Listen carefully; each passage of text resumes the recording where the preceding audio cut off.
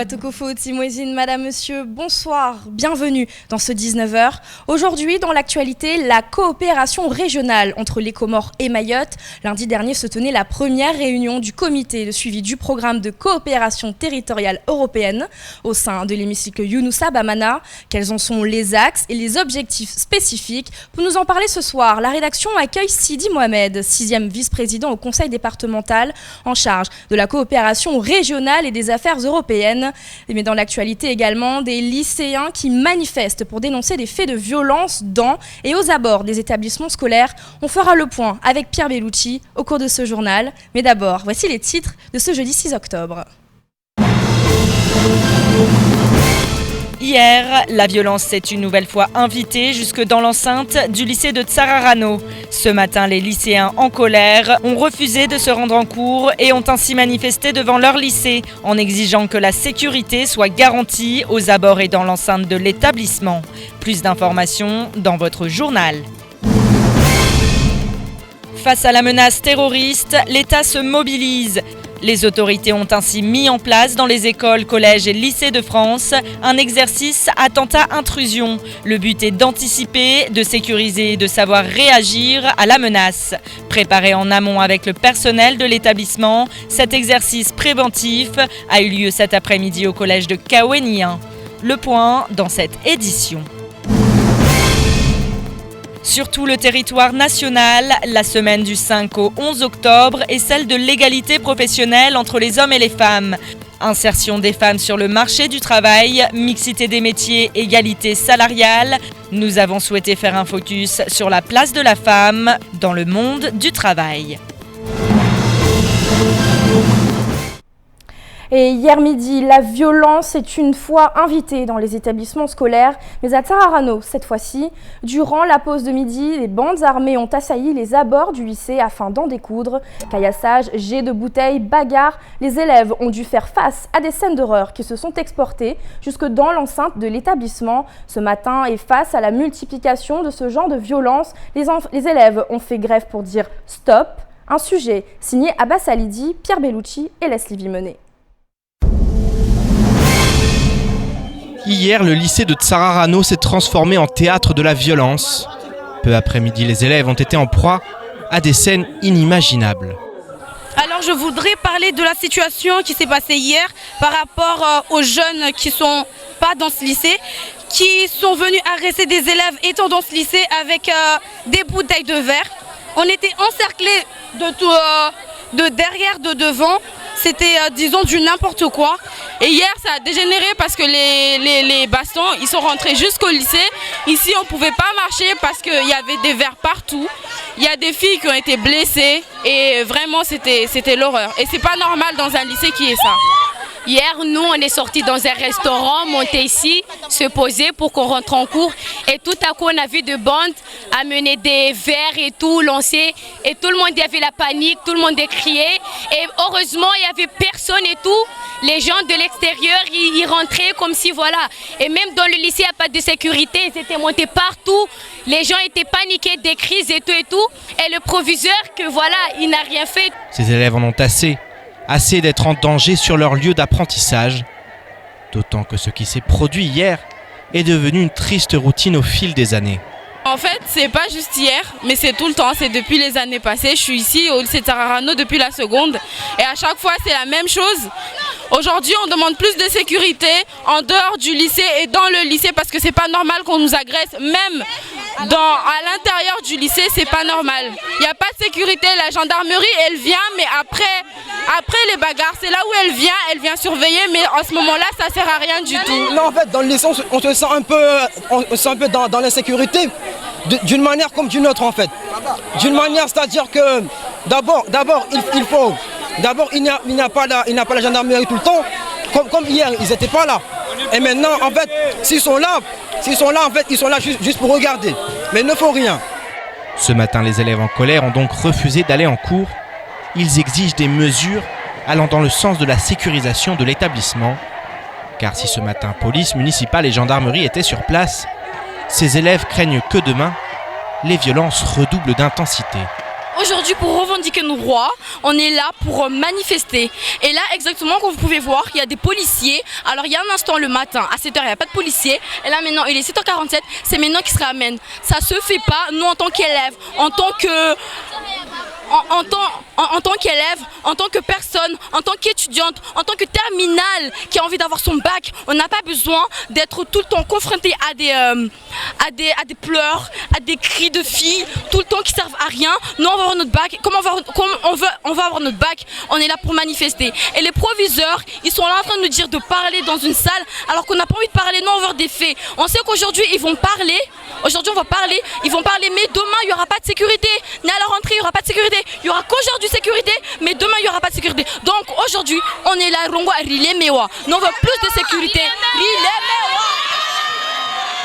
Après les terribles incidents qui se sont produits récemment à Chirongi ou encore Chikoni, où un élève a poignardé un surveillant, force est de constater que la violence est toujours aussi présente dans les établissements scolaires. Mais étant donné la situation à Mayotte, comment pourrait-il en être autrement ? Et vous l'aurez compris, plus de 400 élèves se sont mobilisés ce matin pour dénoncer la récurrence des faits de violence sur le département. Pierre, bonsoir. Bonsoir Isabelle et bonsoir à tous. Alors ce matin, les lycéens du lycée de Tsararano en ont ras-le-bol et ils nous l'ont clairement montré. Oui, ils en ont marre. Alors c'est rare que ce soit les lycéens ou même les collégiens qui... Alors ça arrive souvent, il y a des barrages, il y a des blocages, c'est plus lié au transport scolaire. Là, c'est eux qui disent non, là maintenant c'est fini. Il y en a vraiment marre de la violence. On l'a vu notamment dans le sud, au lycée de Chirongi. C'était les parents d'élèves qui étaient allés à la rencontre justement de la direction pour dire stop. Là, ce sont les élèves qui disent on ne peut pas continuer à enseigner, à apprendre dans ces conditions. C'est plus possible, quoi. Donc voilà, quand il y a des bandes armées comme ça, on imagine la panique et on imagine le désarroi de tous ces jeunes qui sont là et qui d'un seul coup voient des scènes de guérilla se dérouler devant eux. Donc effectivement, on dit stop, tout le monde dit stop. Maintenant, il y a eu des choses qui ont été faites, mais c'est pas suffisant. Et comme il a été dit à la fin du reportage, comment il pourrait en être autrement ? Effectivement, il y a eu des choses qui ont été faites, mais le mal est tellement profond qu'il faut des mesures extraordinaires justement à la mesure de la situation à Mayotte et dans les établissements scolaires.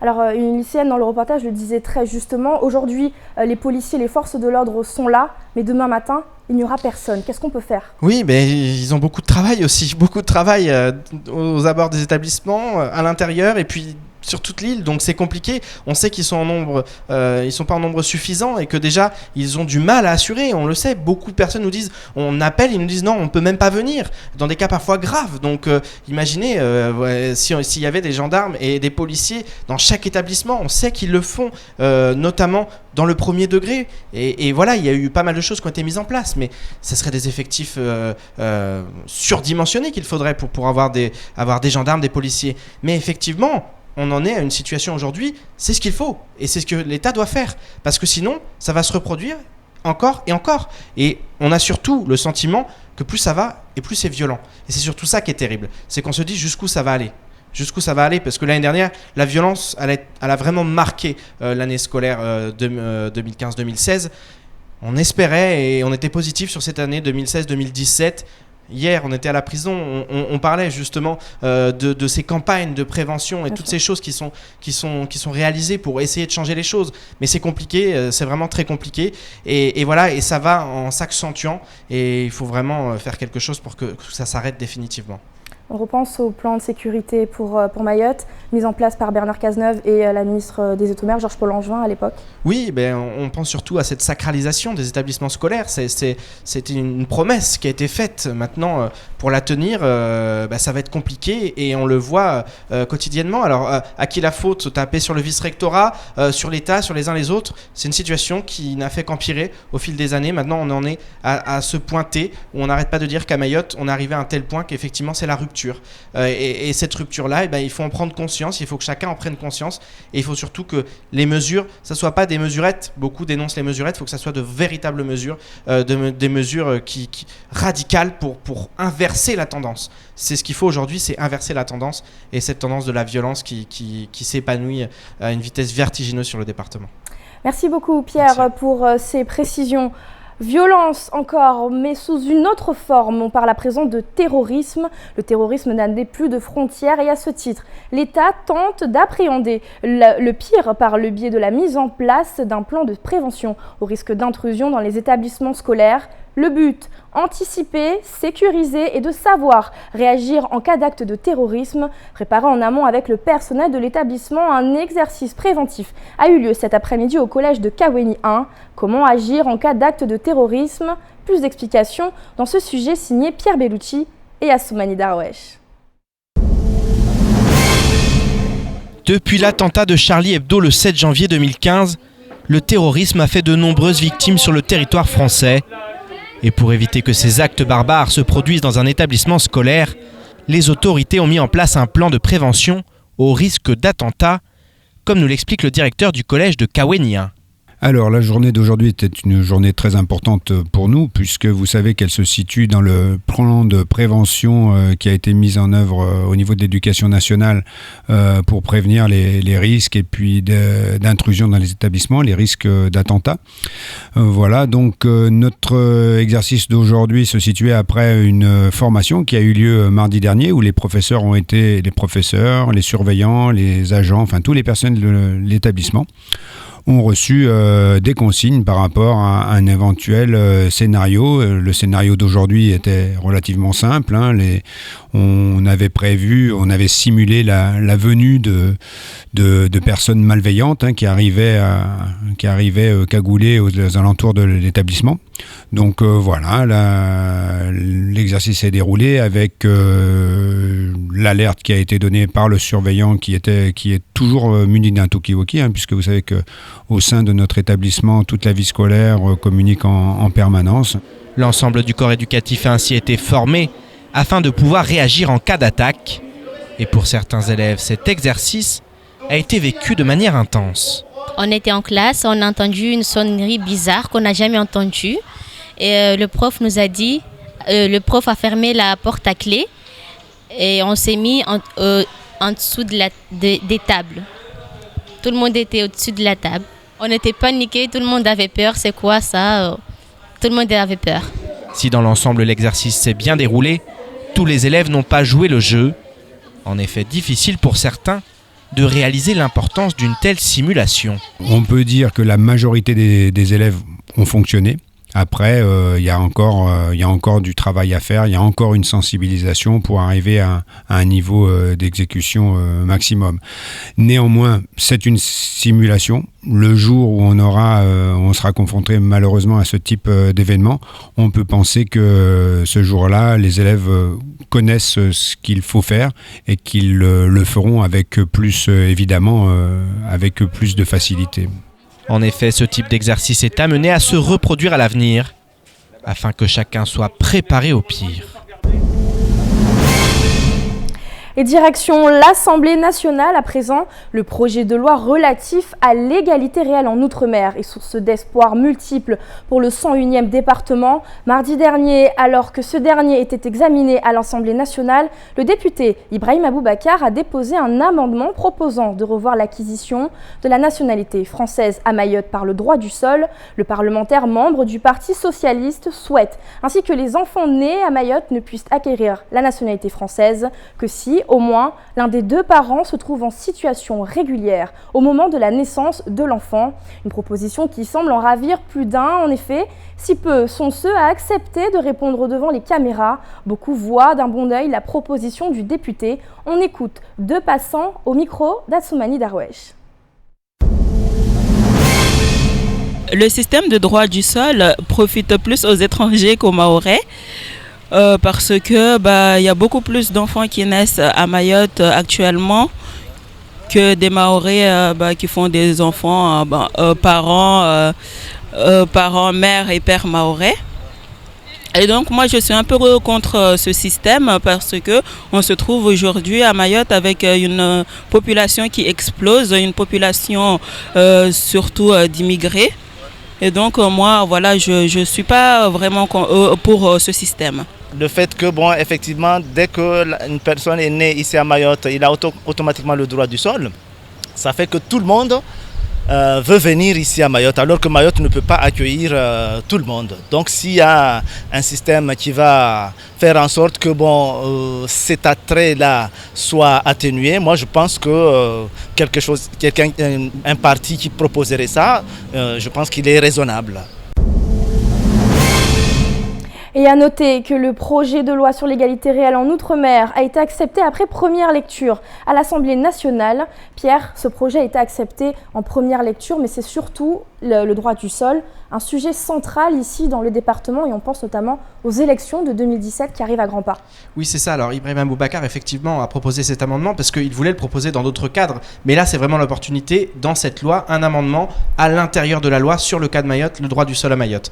Donc juste quelques mots, effectivement, le droit du sol, ça va être une question centrale, vraiment quelque chose de central dans l'élection présidentielle à venir. D'ailleurs, les candidats qui sont venus ici, on pense à Alain Juppé, Nicolas Sarkozy et son comité de soutien, tous évoquent le droit du sol. Même à gauche, on évoque le droit du sol, alors que pendant un temps, le droit du sol, c'était quelque chose de constitutionnel sur lequel on ne pouvait pas toucher parce que c'était sacré. Aujourd'hui, on le voit parce qu'il y a des réalités aussi sur les territoires, et les réalités, il faut les prendre en considération. Et aujourd'hui, effectivement, le droit du sol, c'est un appel d'air, tout le monde le sait, et surtout, au-delà de l'appel d'air, surtout derrière, il y a souvent des situations dramatiques, beaucoup d'orphelins sur ce territoire, et ce n'est pas pour rien aussi. Donc voilà, donc ce droit du sol, effectivement, il pose problème. Ça va être une question centrale, beaucoup le reprennent déjà. On sait qu'il va y avoir des campagnes électorales assez dures, et cette question-là va être centrale, que ce soit à gauche comme à droite. Merci Pierre pour votre intervention. Sans transition maintenant, une enveloppe qui passe du simple au double pour les enfants de Mayotte. Azali qui rencontre François Hollande et l'éclipse annulaire solaire qui aura eu un faible impact sanitaire sur Mayotte et la Réunion selon l'ARS. C'est aussi dans l'actualité de ce jeudi 6 octobre. Tout de suite, c'est l'actualité en bref. Lors de sa visite à Mayotte, la ministre des Outre-mer Erika Bareitz a signé un chèque de 48 millions d'euros en faveur de l'aide sociale à l'enfance. Une injustice réparée, puisque depuis 2009, le conseil départemental avait pris la charge de cette mission, sans pour autant bénéficier des dotations qui l'accompagnent. Une bonne nouvelle à laquelle s'ajoute une seconde annoncée hier lors de l'examen du projet de loi sur l'égalité réelle.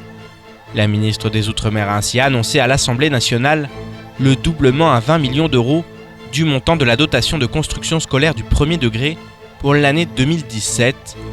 Une décision vivement saluée par le député Ibrahim Aboubacar, qui a annoncé qu'il s'agissait là d'une décision exceptionnelle et équitable pour les enfants de notre île. 10 millions supplémentaires qui ne seront pas de trop au vu des retards. Mardi, le président de l'Union des Comores, Azali Assoumani, était en visite au palais de l'Élysée. Il a ainsi pu rencontrer, et ce pour la première fois depuis son élection, le président François Hollande. Mais alors que chacun pensait que les débats tourneraient autour de l'appartenance de Mayotte à la République française, il s'avère que les échanges ont été tout autres. Ainsi, c'est bel et bien de coopération régionale que les deux chefs d'État ont parlé, mais également de renforcement de la lutte contre l'immigration illégale en provenance des Comores. De quoi rendre fou de rage nos confrères de la presse comorienne, qui s'en sont notamment pris à l'importante délégation qui accompagnait le président Azali. Ce dernier est ainsi accusé d'avoir convié toute sa cour, à savoir plus de 100 personnes, aux frais du contribuable comorien. Et lorsque l'on connaît l'état actuel du pays, il y a clairement de quoi s'insurger. Le 1er septembre dernier, une éclipse annulaire du soleil obscurcissait le ciel du département. Un phénomène rare, mais qui n'était pas sans danger. En effet, une observation sans lunettes adaptées pouvait entraîner des liaisons oculaires irréversibles. Restait alors à savoir si la population suivrait les recommandations des autorités. Et dans ce domaine, les craintes étaient réelles, mais l'ARS vient de les lever par le biais d'un communiqué. Au final, un seul cas de complications oculaires possiblement liées à l'éclipse a été identifié à La Réunion et aucun à Mayotte. Le travail de prévention mené par l'Agence régionale de santé, la préfecture ou encore le vice-rectorat a donc porté ses fruits et il convenait de le signaler. Et on vient de le voir, le président comorien Azali Assoumani a rencontré en début de semaine le président François Hollande. Une rencontre placée sous le signe de la coopération régionale entre Mayotte et les Comores. Je vous le disais en titre, Sidi Mohamed, 6e vice-président en charge de la coopération régionale, est notre invité ce soir. Bonsoir. Bonsoir. Alors lundi s'est tenu le premier PCTE. Le PCTE, je lis, c'est un comité de suivi du programme de coopération territoriale européenne. Alors ces termes sont clairement barbares, mais est-ce que ça veut dire que c'est une naissance ou plutôt une renaissance de la coopération régionale entre Mayotte et les Comores? En tout cas, s'agissant d'une coopération européenne, on peut dire que c'est une naissance effectivement, puisque c'est la première programmation FEDER, coopération territoriale européenne, dans notre région, Mayotte-Comores. Donc on peut le qualifier d'une naissance. Mais il y avait déjà eu un projet qui a été mis en place en 2012 et signé en 2015. L'élaboration de ce programme opérationnel a débuté à partir de 2012 jusqu'en janvier 2015, puisque c'était 3 parties. C'était Mayotte, Madagascar et Comores. Jusqu'à janvier 2015, avec la non-signature de Madagascar, on a dû revoir ce programme et maintenant c'est uniquement tourné vers Comores et ce programme a été validé que le 25 novembre 2015. Donc un an, presque bientôt un an, normalement on devait mettre en œuvre cet programme opérationnel. Alors un PCTE, une réunion coprésidée par le préfet Frédéric Vaux et le président du conseil départemental, vous étiez sur place également. Quel était le but de ce comité? Le but était d'abord d'installer le comité de suivi.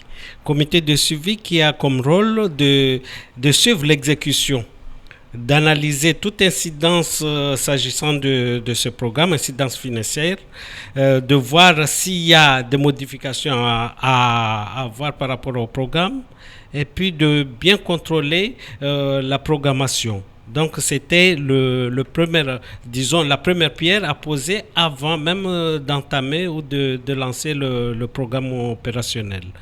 Alors l'Union des Comores a accepté justement cette coopération, cette collaboration qui s'articule sur 3 axes. Est-ce que vous pouvez nous expliquer lesquels?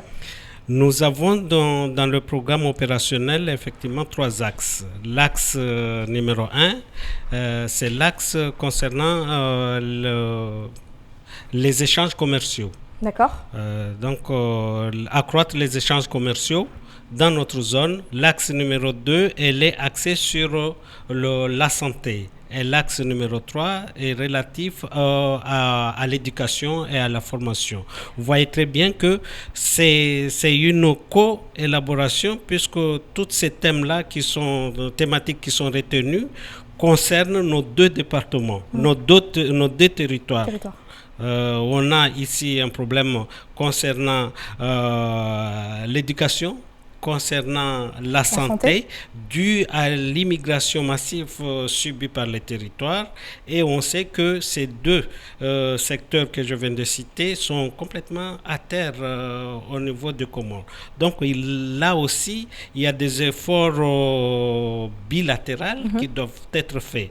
Nous ne prétendons pas faire ce que l'État comorien doit faire chez lui. Bien sûr. Il ne faut pas qu'il y ait d'ingérence. Il n'y a pas d'ingérence. D'ailleurs, tout le programme, pour ceux qui ne croient pas, tout le programme doit être bénéfique, pas tout, à 70% doit être bénéfique au territoire de Mayotte. Je l'ai dit parce que j'ai entendu des aberrations d'ici par là, que c'est des sous qu'on va balancer comme ça. Et donc, c'est pour recadrer les choses. C'est une coopération qui est axée sur le gagnant-gagnant. On a mis du temps à le mettre en place. Là, c'est mis en place. Et j'en appelle à tous les porteurs de projets sur ce territoire parce qu'il y en a énormément. Il y a des dossiers qui sont déjà déposés à l'autorité de gestion et qui sont là, qui demandent qu'à être validés.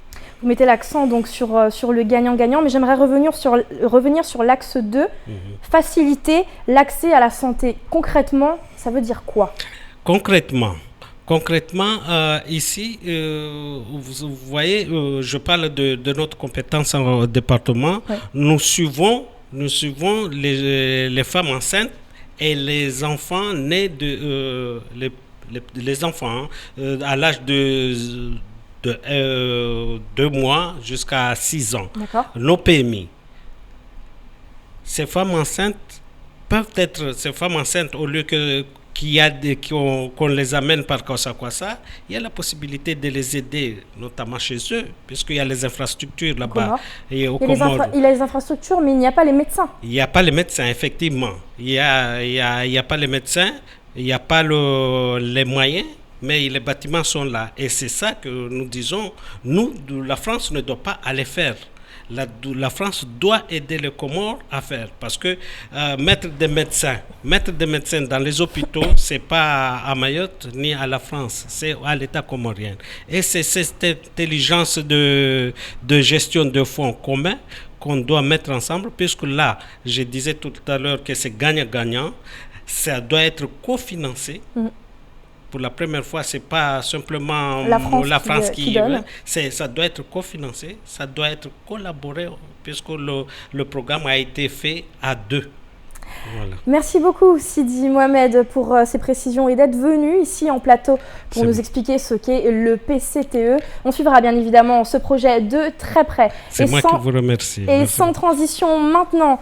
Qui ne s'en souvient pas, en avril dernier, l'île avait été secouée par des grèves générales. Les habitants de Mayotte réclamaient et réclament encore et toujours l'égalité réelle. Mais un autre combat est également mené de manière sous-jacente, celui d'une égalité professionnelle entre les hommes et les femmes. Du 5 au 11 octobre, sur l'ensemble du territoire national, a lieu la semaine de l'égalité professionnelle, l'occasion de faire le point sur la place de la femme dans le monde du travail. Et pour ce faire, nous sommes allés à la rencontre de Mouanecha Noera Mohamed, la déléguée aux droits des femmes à la préfecture de Mayotte. Alors, l'identité sexuelle influe-t-elle sur la réussite professionnelle? Adèle Laurent s'est penchée sur la question. Élément de réponse dans ce reportage. La délégation aux droits des femmes et à l'égalité travaille toute l'année à encourager les jeunes femmes vers l'emploi et vers une mixité des métiers. En effet, la répartition hommes-femmes dans les différents secteurs de métiers est encore déséquilibrée, mais ce n'est pas la seule inégalité existante entre les deux sexes dans le domaine professionnel. On a ce souci de l'inégalité salariale au niveau national. On sait qu'à diplômes égaux pour les mêmes compétences, les femmes gagnent encore moins 20% que les hommes.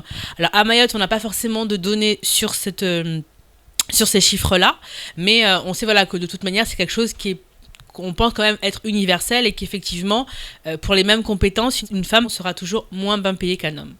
Le sexe est donc toujours un déterminant significatif de la position professionnelle. Être une femme aujourd'hui implique une probabilité plus faible que celle d'un homme d'avoir accès au marché du travail, aux différents types d'emplois et d'obtenir un salaire élevé. Le 4 août 2014, la loi pour l'égalité réelle entre les hommes et les femmes a été adoptée. Elle aborde, entre autres, la garantie de l'égalité professionnelle et salariale et la mixité dans les métiers. Mais même si voter une loi est une avancée, le plus compliqué reste de changer les mentalités. Même si les lois sont là pour faire changer les mentalités, on le voit bien au conseil départemental, on a encore tellement de représentations que souvent, au lieu de se dire en fait, on est deux, on est égaux, on a encore l'impression que c'est la suppléante et pas la colistière. Donc il y a quand même encore beaucoup de choses à faire changer, mais je le dis, je le redis, je pense que l'île est en pleine évolution ou même révolution. Je pense que les choses sont en train de changer. On a des femmes diplômées actives qui arrivent sur la scène publique, sur le marché du travail, qui ont compris qu'elles devaient prendre leur place, et je pense qu'elles essaient de le faire quand même en toute intelligence, sans forcément offusquer ou mépriser les hommes, parce que c'est pas du tout l'objectif non plus. Mais voilà, vraiment l'idée c'est de travailler en pleine complémentarité. Des femmes qui se battent pour prendre la place qui leur revient. La délégation aux droits des femmes encourage, à travers des événements et des expositions, les femmes vers l'emploi. Mais le souci de la conciliation des temps de vie se pose. En effet, les femmes peuvent avoir d'énormes difficultés à concilier à la fois leur vie professionnelle et familiale. Pourtant, la favorisation d'une meilleure articulation des temps de vie et un partage équilibré des responsabilités parentales sont des points largement abordés dans la loi du 4 août 2014. J'ai l'impression du fait que ceux qui prennent les décisions sont des hommes. Ils n'ont pas forcément conscience de cette difficulté. Et je me dis peut-être que si on avait plus de femmes, cette question-là aurait été réglée peut-être depuis bien plus longtemps. En tout cas, on aurait connu moins de difficultés et il y aurait peut-être moins de soucis pour monter les crèches ou pour faire appliquer certains dispositifs. 23,5% d'écart de salaire, seulement 26,9% de femmes députées à l'Assemblée nationale. Il existe toujours dans notre société des inégalités persistantes entre les hommes et les femmes. Et même si selon Pascal Boistard, la secrétaire d'État chargée des droits des femmes, la France est au premier rang européen en matière de féminisation des instances dirigeantes des entreprises et les inégalités de salaire diminuent 2 fois plus vite en France que dans le reste de l'Europe, le chemin reste tout de même long pour atteindre une réelle parité entre les deux sexes. Et on termine cette édition sur ces images impressionnantes. Il est enfin arrivé à Mayotte, attendu par tous les usagers du STM, le nouvel amphidrome Polé. C'est ainsi qu'il a été baptisé, est arrivé vers 12h30 dans la passe de Longoni, d'une capacité d'accueil de 590 passagers et 33 véhicules.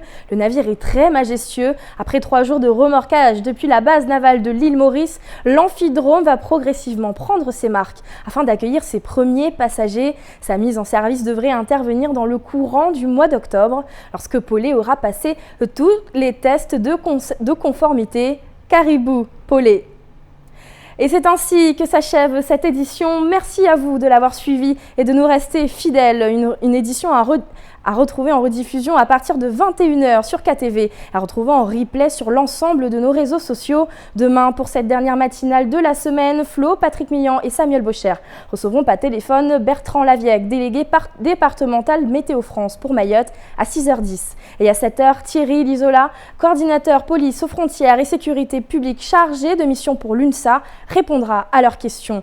Quant à moi, je vous retrouve avec grand plaisir pour une nouvelle édition du journal demain soir, même heure, même chaîne. Belle soirée à vous. Kwaheri.